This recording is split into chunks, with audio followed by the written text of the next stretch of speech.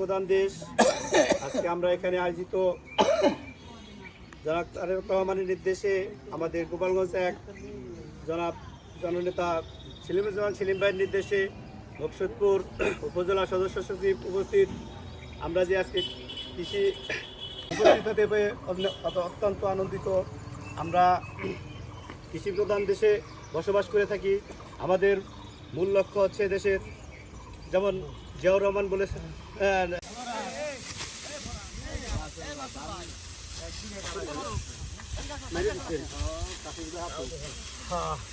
টুকুসে কইরেন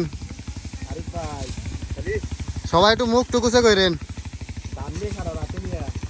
এই তো ভাই দাদু আসো। এই তো কড়া আমাদের এমপি মহোদয়ের পক্ষ থেকে, সেলিম ভাইয়ের পক্ষ থেকে, তারেক রহমানের পক্ষ থেকে, জাতীয়বাদী দলের পক্ষ থেকে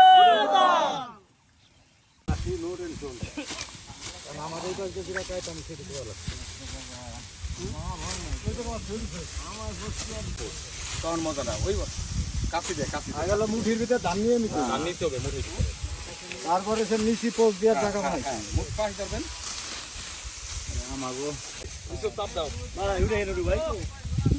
সমস্যা নেই।